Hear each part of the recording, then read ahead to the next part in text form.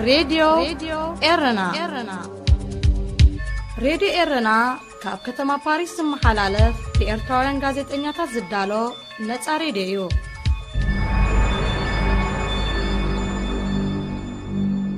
سلام زخبركم سمعتي راديو إيرنا لومي ربع 29 طري 2020 ناي ساعت زي سمناين مدبات علم كم يالون تطعمون مزينا تواهيدو كغربيو مكتالكم بخبري نعدمنا أرسا زينا كنقدم كسلام سير تراب زداو كابيتات اب حلواز توفر وتهدرات حدا سب قتيلهم ኢትዮጵያ ዘመናዊ ጸረ ነፈርቲ ሚሳይላት ካብ ሩስያ ሸሚታ ንኬንያ ኢትዮጵያን ዶብ ሱዳንን ዘተኣሳሰር መስመር ላሙ ኮሪደር ንምህናት ዘኽእል ገንዘብ ብሓባር ምእካብ ዘኽእል ስምዕ ተኸቲሙ ሬድዮ ኤረና ሬድዮ ኤረና ካብ ከተማ ፓሪስ ዝመሓላለፍ ብኤርትራውያን ጋዜጠኛታት ዝዳሎ ነጻ ሬድዮ እዩ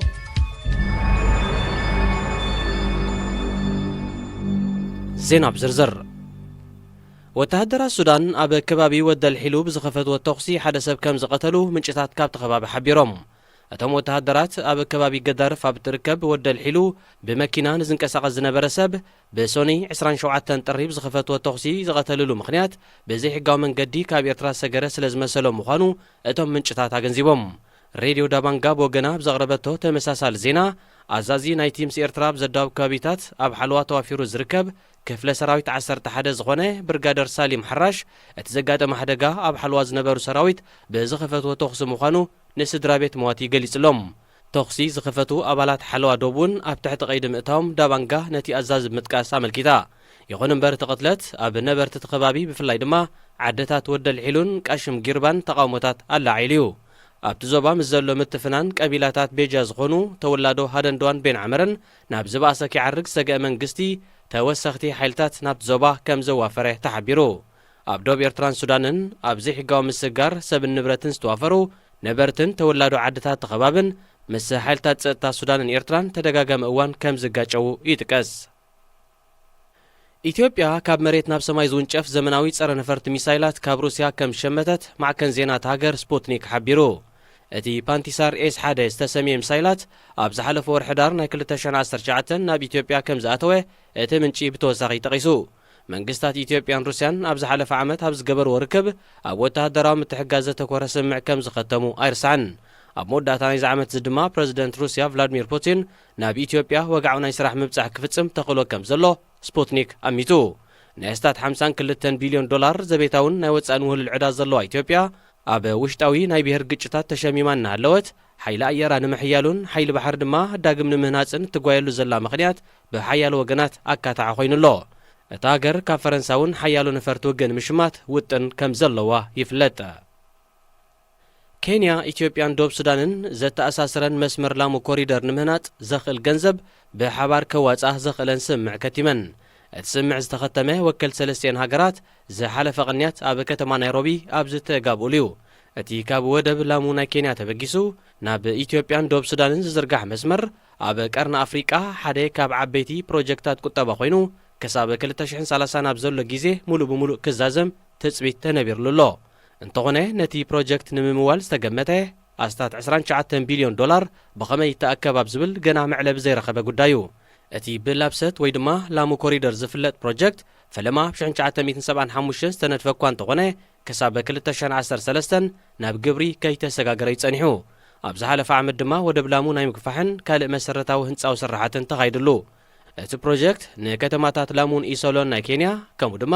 ንጅባን ኣዲስ ኣበባን ዘራኽብ ኮይኑ መስመራት ሻምብቆ ነዳዲ ጽርግያታትን መንገዲ ባቡርን ዘጠቓለለ እዩ ዜና ኣብዚ ይፍጸም ሬድዮ ኤረና ሬድዮ ኤረና ካብ ከተማ ፓሪስ ዝመሓላለፍ ብኤርትራውያን ጋዜጠኛታት ዝዳሎ ነጻ ሬድዮ እዩ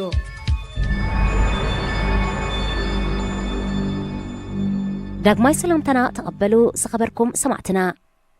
ዝቕጽል መደብና ብሰናይ ዘርአ ተወልደ ዝዳሎ መደብ ዓለም ከመይ ኣሎ ክኸውን ሰናይ ምክትታል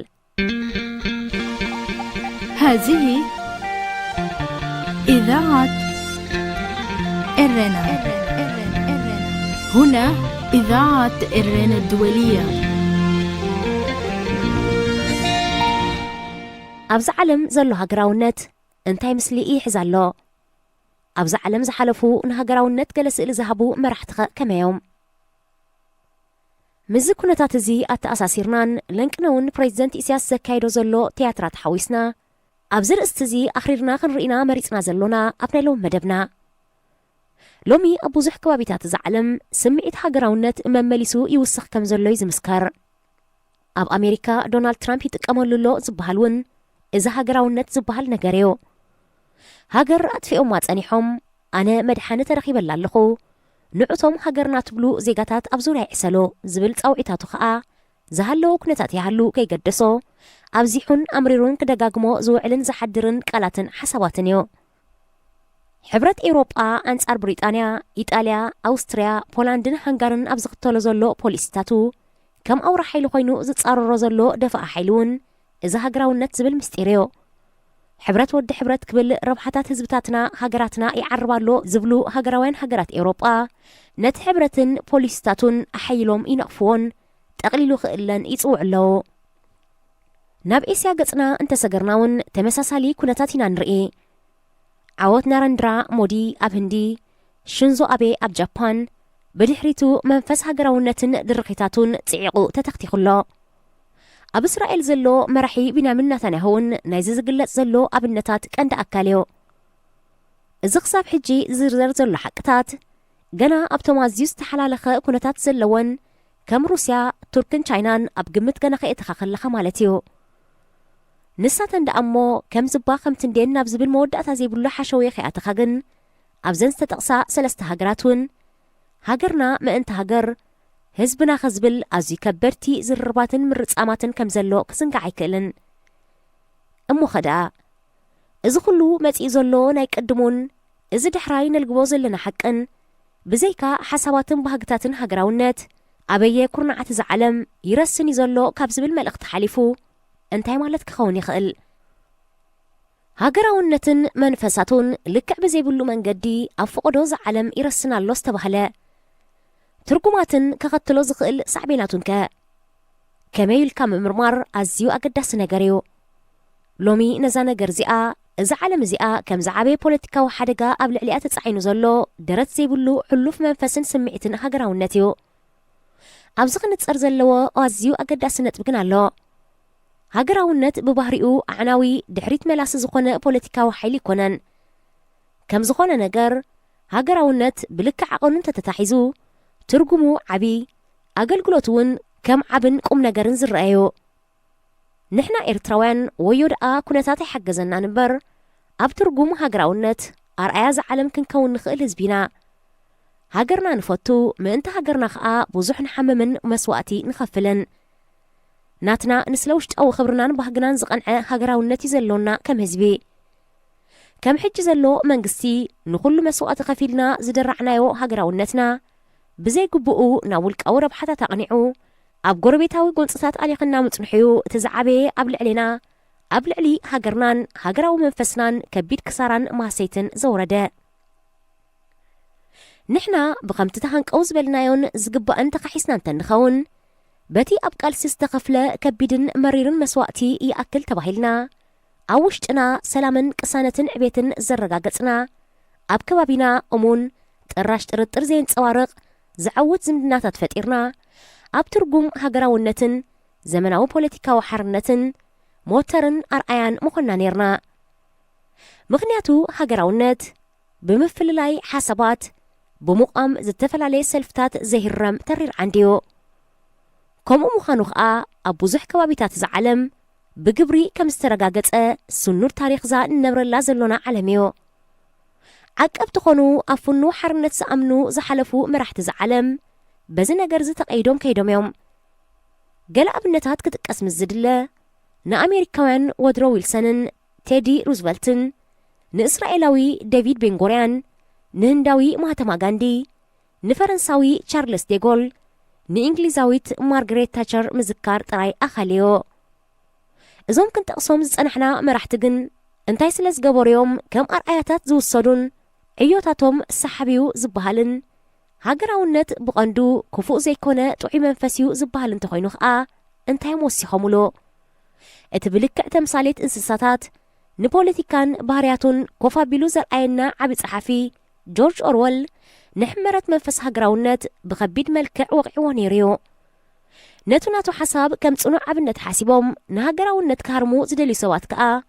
እንሆ ክሳብ ለይቲ ሎሚ መማጎቲ ርእቶታቶም ገይሮም ክጥቀሙሉ ይረኣዩ። እቲ ኦርወል ዝበሎ እዚዩ ሃገራውነት ዝሩግ ልምዲ ኣእምሮ እዩ። ንኹሉ ነገር ብሓንቲ ኣሃዱ ሃገር ወይ ህዝቢ ጥራይ ይሓስብ።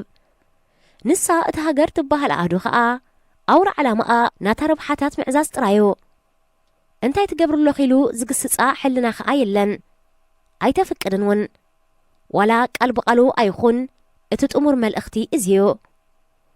ኦርወል ግን ኣብቲ ሃገር ትበሃል ባእታ ጥራይ ተሓፂሩ ይኮነን ክገልጻ ፈቲኑ ነተኣምር።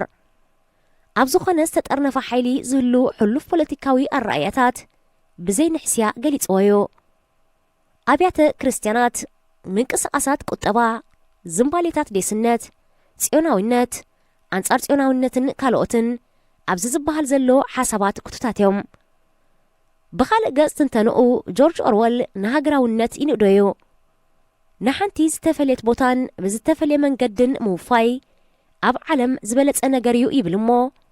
ኣብ ልዕሊ ህዝቢ ክስግደድ ግን የብሉን ዝብል ሓሳብ ከዓ የስዕበሎ። ኣብዚኣ ከኣዩ ነታ ጥምርቲ ሓሳብ ፋሕ ዘብላ ሓደ ውዱእ ነዊሕ ታሪክ ዘለዎ ሃገራውነት ኣብ ልዕሊ ዜጋታቱ ከተስገድዶ ይብልካን ምባል ሰባት ብሓድሽን ዘመናውን ዊንታታቶም ክኸዱለዎም ናብ ዝብል መንገዲ ይወስድ። ንቡር መሳርዒ ዝረግ ሓድሽ ዘይተኣማምን መሰረት ኣልቦ ጥምረት ወይ ፍርሰት ከጋጥም ከዓ የቃልዕ። ጆርጅ ኦርወል ብዙሕ ትርጉም ዘለዎ ሓሳባት ነዚ ዓለም ዘፍሰሰ ዝምሃረን ዘዘናግዐን ዓብ ሰብ ይኹን እምበር ኣብ ኩሉ ሓሳባቱን ኣጠማምትኡን ቁንዕን ፍጹምን ሰብ ነይሩ።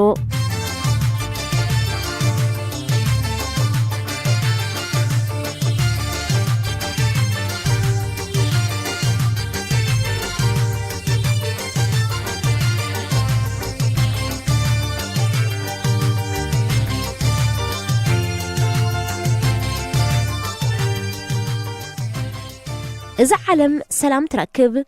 በቲ ድሮ ዘሎን ዝተሰርዐን ሊናታት ሃገራት እምበር ዘይነበረን ሓድሽን ነገር ክትፈጥርን ንመንፈሳት ሰባት ሕጂ ባከም ዝበለካ እናበልካ ክጸርግን ኣይኮነን። ኤርትራዊ ሃገራውነት ሓቀኛ ብመስዋዕቲ ዝተቖልዐ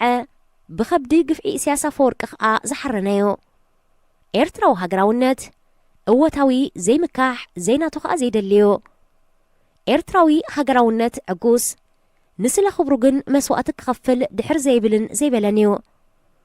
ኣብ ከምዚ ግዜን ሓቅን ፕሬዚደንት ኢሳያስ ኣፈወርቂ ወዮ ከም ትቕድም ዝብሎ ዝነበረ ንሕና ብዓለም እምበር ብኢትዮጵያ ተገዚእና ኣይንፈልጥን፣ ኢትዮጵያ ጓናን ድሕርትንያ ዝብል ዘረባታቱ ጠሪሹ ክሒዱ ንስለ ግዜያዊ ውልቃዊ ናይ ስልጣን ረብሓታቱ ንምሙሉኡ ገዛ ሃገራውነት ኤርትራ ኣብ ሓዊ ሓደጋ ሰኽቲቱ ይልብልዎ ኣሎ። እዚ ግን ግዜያውን ምስ ምሕላፍ እዚ ሓላፍነታዊ ሰብዚ ዝሓልፍ እዩ። ኤርትራዊ ሃገራውነት ከዓ ዘለዓለም ተኸሊዑ ይኽነብር። ምኽንያቱ ሳላ ኸብዲ ሃገራዊ ስራሕ ንድሕሪት ክምለስ ብዘይክእል መንገዲ ስለ ዝተነድቀ። ኣብ ኢትዮጵያ ዘሎ ሃገራውነት ኣሉታዊ ኣብ ሓቀኛ መሰረት ዘይሰረተ ሓደገኛ እዩ። መሳኪን መንእስያት ኢትዮጵያ ንህይወትን ዕድልን ሃገርና እናለከሙ ኣብ ሃገርና ኤርትራ ንወለዶታት ተኸታቲሎም ተቐቢሮም ከም ዘለው እቲ መሬት ባዕሉ ሓቀኛ ምስክር እዩ። ሓጢአት ኢትዮጵያ ኣብቲ ኤርትራ ሃገርያ ባሕራን ወደባታን ከዓ እናታዩላ ዘይምእማና እዩ። ኢትዮጵያ ሃብታምያ፣ ሃብቲ ኤርትራ ግን እናታ ኣይኮነን። ኣብ ናታ ሃብቲ ኣተኪራ ጥራይ እንተተዓይን ንኤርትራ እንተትርስዓን ዕድላን ዕድልናን ምጸበቐ ከባቢና ምረግአ ተስፋ ጥራይ ዝተሰለመ መጻእ ከዓ ምተደራዕና። ሎሚ ኢሳያስ ኣፈወርቅን ኣብዪ ኣሕመድን ዝደርስዎ ዘለዉ ዛንታ ግን ዘሕዝን ኮይኑ ነቲ ደክሲ ዘበራብር እዩ። ንመንፈስ ኢትዮጵያዊ ሃገራውነት ኣብ ዓዘቕቲ ዝመልስ እዩ። ሕጂ ክንሕወስ ኢና፣ ሕጂ ዓሰብ ክትምለሰልናያ ናብ ዝብል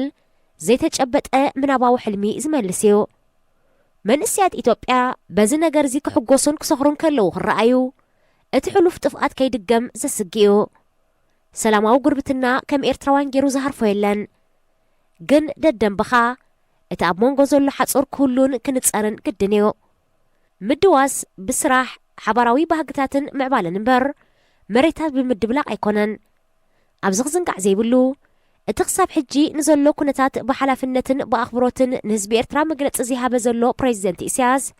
ዘርእዮ ዘሎ ዞባዊ ዝምድናታት ዝሽሙ ሸልከፍክፋት ገዲፉ ኣብ መትባድመና ዘብርህ ውሽጣዊ ጉዳያትና ብኸመይ ካብ ሕጂ ከም ዝስራዕ ዝነግር ሓቅታት ክንሰምዕ ንጽበዮ ከም ዘለና ክፈልጥ ይግባእ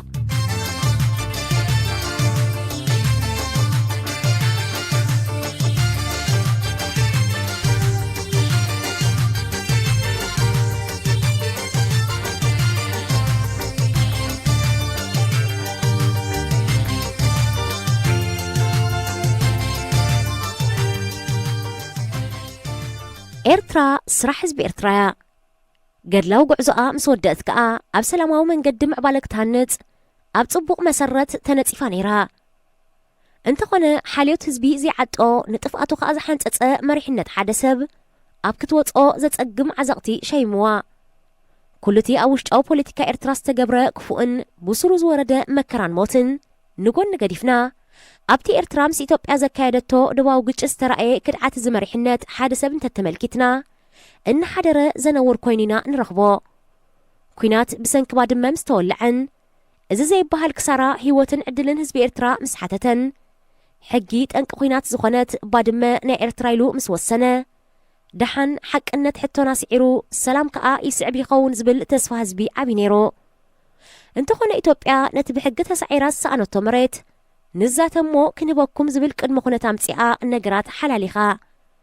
ናብ 2 ዓመታት ክኸይድ ብዙሕ ዘይተረፎ እዋን ከኣ ሓሳር ዝመልኦ መዋእል ኮይኑ ሓሊፉ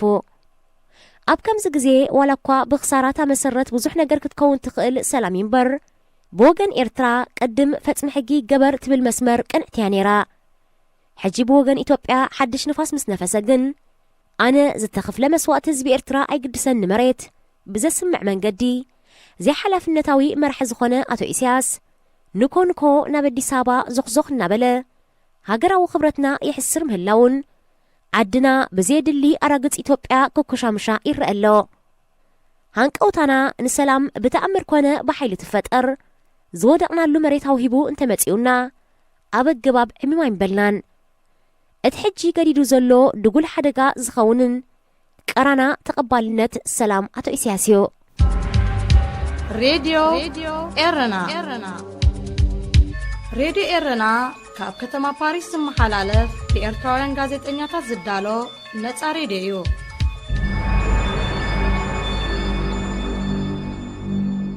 እዚ ትከታተልዎ ዘለኹም ካብ ከተማ ፓሪስ ብቐጥታ ዝፍኖ ድምፂ ሬድዮ ኤረና እዩ ንምዝኻሩ ቀንዲ ነጥባት ዜና ከስማዕኩም ወተሃደራት ሱዳን ኣብ ከባቢ ወደል ሒሉ ብዝኸፈትዎ ተኹሲ ሓደ ሰብ ከም ዝቐተሉ ምንጭታት ካብቲ ከባቢ ሓቢሮም እቶም ወተሃደራት ኣብ ከባቢ ገዳርፍ ኣብ ትርከብ ወደል ሒሉ ብመኪና ዝንቀሳቐስ ዝነበረ ሰብ ብሶኒ 27 ጥሪ ብዝኸፈትዎ ተኹሲ ዝቐተልሉ ምኽንያት ብዘይሕጋዊ መንገዲ ካብ ኤርትራ ሰገረ ስለ ዝመሰሎ ምዃኑ እቶም ምንጭታት ኣገንዚቦም ኢትዮጵያ ካብ መሬት ናብ ሰማይ ዝውንጨፍ ዘመናዊ ጸረ ነፈርቲ ሚሳይላት ካብ ሩስያ ከም ሸመተት ማዕከን ዜና ሃገር ስፑትኒክ ሓቢሩ እቲ ፓንቲሳር ኤስ1 ዝተሰሚየ ሚሳይላት ኣብ ዝሓለፈ ወርሒ ዳር ናይ 2019 ናብ ኢትዮጵያ ከም ዝኣተወ እቲ ምንጪ ብተወሳኺ ጠቒሱ ኬንያ ኢትዮጵያን ደቡብ ሱዳንን ዘተኣሳስረን መስመር ላሙ ኮሪደር ንምህናፅ ዘኽእል ገንዘብ ብሓባር ከዋፅኣ ዘኽእለን ስምዕ ከቲመን እቲ ስምምዕ ዝተኸተመ ወከልቲ ሰለስቲአን ሃገራት ዝሓለፈ ቅንያት ኣብ ከተማ ናይሮቢ ኣብ ዝተጋብኡሉ እዩ እዚ ድምፂ ሬድዮ ኤረና እዩ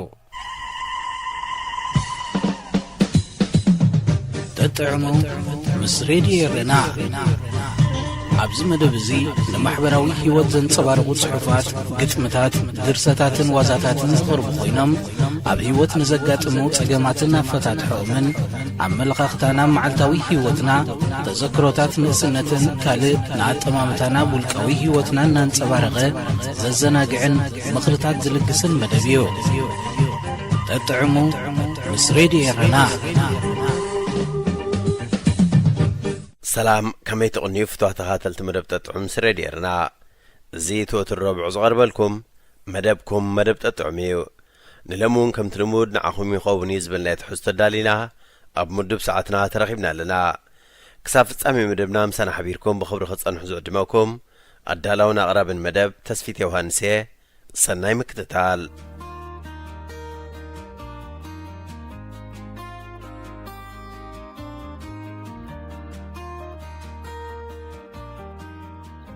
ምስጢራትካ ንንፋስ እንተገሊጽካሉ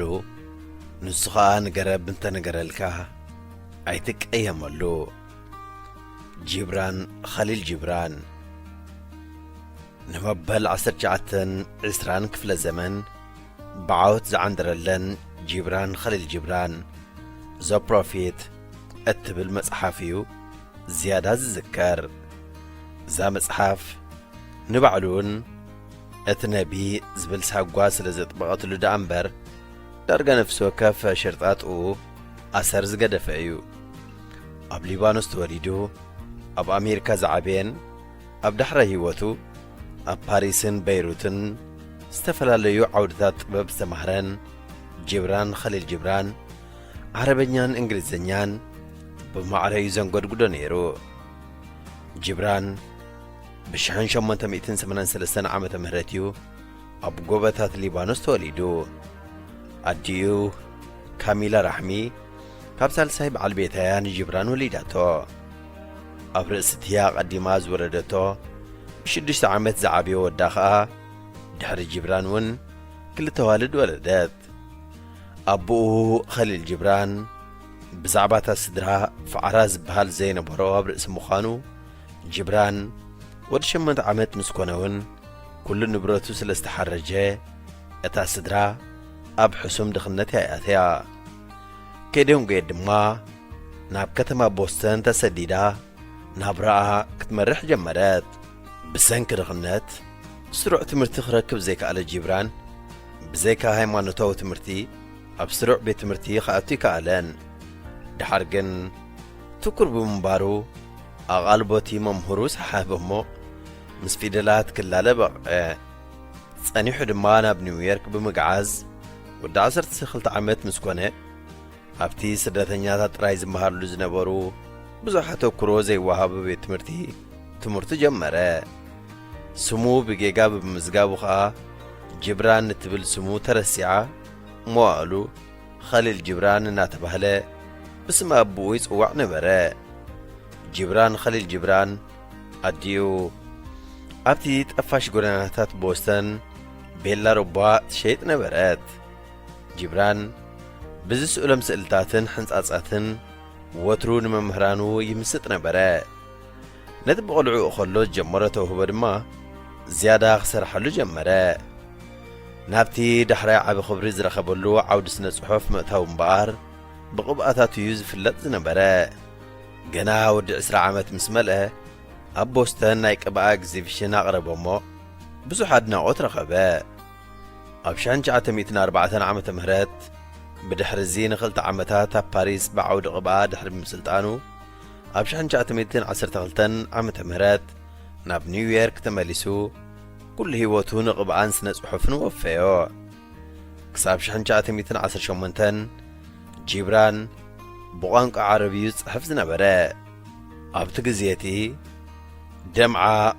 ወኢብቲሳማ ስማይል ኤን ቴር አልአርዋሕ አልሙታመሪዳ አልአጅኒሓ አልሙታከሲራ ዘብሮክን ዊንግስ ዝብላ ዓበይቲ መጻሕፍቲ ኣሕቲሙ እዩ። ድሕሪ 1918 ግን ዝበዝሑ ጽሑፋቱ ብቋንቋ እንግሊዝኛ እዮም ነይሮም። እታ ኣብ 1923 ዓመት ዘሕተማ ዘ ፕሮፌት እትብል መጽሓፉ ኸኣ ብልዕሊ 20 ቋንቋታት ተተርጊማ ጥርዚ ዝናብ ፀሓቶ። ብፍልስፍናዊ ጽሑፋቱ ብርቂ ልቢ ወለዳቱ ምስጢራውያን ዝስመዩ ግጥምታቱን ቅብኣታቱን ዝልለ ጂብራን ኸሊል ጂብራን ኣብ ዓለም ብብዝሒ ተሸጡ ቅዳሓት መጻሕፍቱ ኣብ ሳልሳይ ደረጃ ይስራዕ። ድሕሪ ዝሃ ንስሙ ጥርዚ ዝተቐለት መጽሓፉ ሳንድ ኤን ፎም፣ ጂሰስ፣ ዘ ሳን ኦፍ ማን፣ ዘ ኤርዝ ጋድስ 1931 ዝብላ መጻሕፍቲ ክሕትም ከሎ ካልኦት 5 መጻሕፍቱ ድማ ብ1931 ዓመተ ምህረት ኣብ ኒውዮርክ ድሕሪ ምዕራፉ ተሓቲመን። ጂብራን ኣዝዩ ተፈጥሮ ዘድንቕ ዝነበረ ብፍላይ ቅርፂ መሬትን ሽውሽውታ ንፋስን أزي مسوط أنا برا ودع 10 عامات نقوله مسكرت مريت كواقع نبرخاتات نيويورك ناتزاوره بحدث أرفي بمنكراون كبير هاسياس لزوردون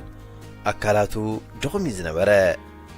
مساقراب فولي فقر زنبورا جبران خليل جبران أقراب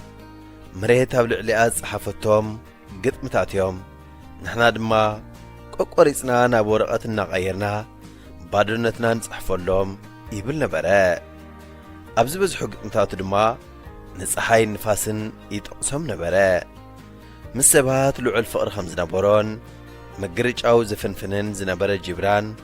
أبزو حقت متاتو نفقري يصوع نبرا مستيرات كان نفاس انت قلت كالو نسخة نقرب انت نقر الكايتك أيامالو اتبل تقصخها بعلنا بستفترنا يمشقرات نخالوت كنوك اسكم زي بلنات معاد بفلسف الناوي تقصتاتون زلل جبران خلي جبران زبزحو تقصتاتو كاب قطمتاتو تقنش اليوم نسبات فقرخ قلت ألم دما يبرهون برا حد معالتي هيوتي دو يبلس هيوتكم كتحطون إيهم هيوتي كم زبلس كنقروكم نسخاتكم جن هيوتي مخانكم سلزي تفلتو كتكيهم رأيوهم بموبالكا نخالقتون معرا هيوتكم زفكروهم دقاقي مو يقلسنا برا نايزي أبسبات زلوو كبرن فقرن دما أثياب قلعنتو هايمانتو تمرتيز مهرز نبرسب مخانوين القرالو زي أصعب دنك إسرحات زغربة وطبابنيا سبات نحدنتن فقرن بيجيغا خير دقواني زمحسان سبات بفقر عابيدوم لبوم نخالقو تركيبوم بزي لب خيتر في معاد الزمالو تخا بحادو قنت رايك نكنز قبرو لفقري أتسألنت كهلو خمزي كأل مزخ خاريو فقري بهيابات كقلاس كم زي قبعون ساقيت يزاربول نبرا أتزلنا نوات انتهبنا كم يابيلو هياب فقري خون أتحك أنيان فقرز قلس هياب كل انتنا خاخت هب مخاليو دما يبل حادنات حدا مخان مالتيو حدا مخان جن نمان النات نايت خالق ناقتلكا يكونن بمبالكا حدا ياب مخان كل خاخت هلو لكا يبل أب حاد النات عبلال النات ويوصعنا يحد وقان كيف تأرد ما يسعر نازن مقلاس كاب صحفن قدمتات حانتي ازات سعبيا أب مونغو حد نتكم سفرا يهلو نت مونغوهم نفاسات جناتي سعسعلو تفاقرو بزيوع الفقري أب دندس منفس كم زل البحري ملقو ومو برجيكو خلتيخم تخافي جن كتساتيو خلوخم حبيركم سعسعو بحبار تحقوسو جنكا ننفسهم كونو أوتارات موسنقون نزاحن تقنيت ببينن ينزخونا أبتسطم هرمات بموبال تصبقنا عقبنا كنسمر كم زقبا النازخاخره اتحد أوتار ندخل أوتار كعبلو خمزي قباء يقلس جبران خليل جبران بزعبا صباقهون بزح يصحيفو صباقه نفسها بمستيات قويلة اترئي زلال مويت حقيا اتحق ان مستيات اندما نسخاتكم يخوم زبل تحستو بزلوا قطمو نعلم لخو فقرن مصوارن صاقيت يقلصو صباقه يابلب زلو برهان مخانو زأمن جبران ناي كتما بوستون غالريتات اوبريتراتن تياتراتن صلوا خمزح درالو يز مسكر ازبرق قطاماي قباين دراس لب ولدن ولاتهم زغدنا زمسلنا سباتون كم تقمنا وي كم زدلينا يزارب كابتم لفلفتي سقطا تماهيره لكس دما كابتم قطمتات كابتم مجبربرتخا عقل قسيمه اتزقرم جن امسجنيم زي فلت مخانيو بمبال نفسو زنقف زلو امسيلو لبونا ونجحتات انقدقدو ويو جبران خليل جبران ولا كواب بتوم مستيراويان قطمتاتن تخوني زيادة زلله ቅብኣታትውን ኣዝዮም መለከታውያን ምንባሮም እዩ ዝምስከረሎም ላዕሊ 440 ኦሪጂናል ቅብኣታቱ ድማ ተዓቂቦም ይርከቡ ገና ህየስቲ ድማ ገዛእ ቅጥምታትዮም ንቅብኣታቱ ከምቲ ዝድለ ቆላሕታ ንኸይረኽቡ ጸቒጦም እምበር ኣብ ቅብኣውን ሕሉፍ ምልከትን ፍልስፍናዊ ምስጢራትን ዘለዎ ኣርቲስት እዩ ብምባል ይምስክርሉ እቲ ቐንዲ ብቕብኣ ከምቲ ዝድለ ከም ዘይፍለጥ ዝገበሮ ግን እቶም ልዕሊ 700 ዝኾኑ ቅብኣታቱ ድሕሪ ሞቱ ናብ ሊባኖስ ተመሊሶም ኣብኡ ተዓጽዮም ምትራፎም ምዃኑ ይገልጹ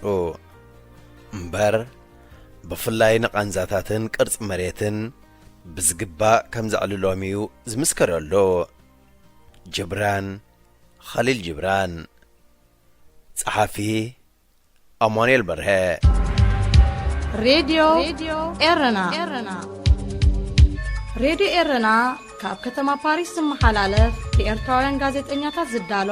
ነጻ ሬድዮ እዩ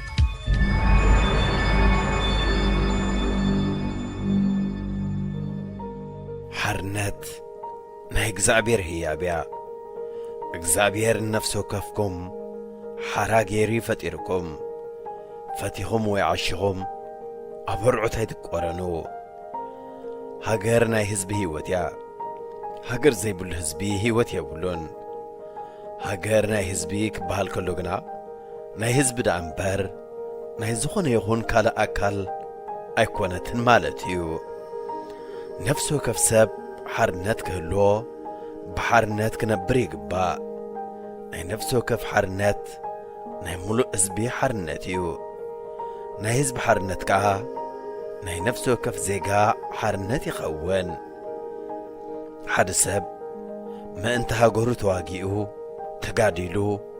ሞይቱ ክበሃል ከሎ ምእንቲ ሓርነት ዶ ይኮነን እወ ሓርነት ናይ ትኽሳዕ ናይ ሓርነት ኣንጻር ባርነት ማለት እያ ኣብ መንጎ ክልቲአን ካልእ መንገዲ የልቦን ልዑል እቲ ቕቡእ እቲ ኣድሓኒ እቲ ጸጋዊ እናበልኩም ተቀባጥሉሉ ሰብ ኣይሃልኹም እነህለ ገመድ ሕናቐኒ እነህለ ኻራ ሕረደኒ እናበልኩም እትፈርህዎን እተንቀጥቅጡሉን ሰብ ኣይሃልኹም ሓርነትን ፍትሕን እተን ካብ ጥንቲ ጀሚረን ክሳብ ሎሚ ንደቂ ሰብ ኣውራ ዝዛርብኦም ምናልባት ብድሕሪ ሎሚ ኸዓ ክሳዕ ንሳተን ዝርከባ ምኽንያት መዛረቢ ዝኾንኦም ንሳተን እየን ብዛዕባ ሓርነትን ፍትሕን ብዙሕ ተዘሪቡ ኣዝዩ ዝበርትዐ ውግኣት ተገይሩ ኣብዚ ዓለም ካብ ዝነብሩ ሰባት ኩሎም ዓሌቶምን ሕብሮምን ከይተፈላለየ ንሓርነትን ፍትሕን ዘይደሊ ኣይርከብን ስለምንታይ ዘን ክልተ ነገራት ኣብ ባህሪ ነፍሲ ወከፍ ፍጥረት ሰብ ኣብ ባህሪቲ ብስም እንስሳ ጽዋዕ ዘበለ ፍጥረት ኩሉ እኳ ክንብል ምኽኣልና ዝርከባ ዓበይቲ ነገራት እየን ሓንቲ ዑፍ ምንም እኳ ጸረይ ማይ ትሰቲ ዝመቀረ ብልዒ ትረክብ እንተኾነት ኣብ መድፈና ኣትያ ክትነብር ባህ ክብላ ኣይክእልን ከምኡውን ዝሓፈሰ ጸባ ዝሰቲ ሰብሐ ጮማ ዝበልዕ ዝበለጸ ናይ ጐይተኡ ቕብጥር ክረክብ ዝኽእል እንተኾነ ብሰንሰለት ተኣሲሩ ክነብር ባህ ዝብሎ ከልቢ ሓደ እኳ ይርከብን እቶም ብኣእምሮን ብፍቓድን ካብ ደቂ ሰብ ለጠቕ ዝበሉ እንስሳ ከም ዝበለ ውሽጣውን ባህርያውን ዝኾነ ነገር ስምዖም ካብ ኮነ ንደቂ ሰብ ኣዕዚዙ ዘይስምዖም ከመይ ሓርነት ማለት ዝደለኻ ምሕሳብ ቃሕ ዝበለካ ምግባር ከምውን ዝበለካ ምዝራብን ምምላስን ማለት ኣይኮነን ናይ ሓርነት ሕጊ እቲ ኣባኻ ክትግበር ዘይትደልየ ነገር ኣብ ካልኦት ኣይትግበሮ እቲ ንዓኻ ክገብሩልካ እትደልዮ ንኻልኦት ግበረሎም ዝብል ሕጊ እዩ እዚ ኹሉ ዘኪረ ኣብ መወዳእቱ ድማ ኣብ ግብሪ ውዒለ እንደኾና ወይስ ኣይወዓላን ክብል ንሕልናይ ተወኪሰዮ መልሲ ግን ኣይረኸብኩን ጸሓፊ ኣቦና ወልደ ኣብ ወልደ ማርያም هذه إذاعة إرنا.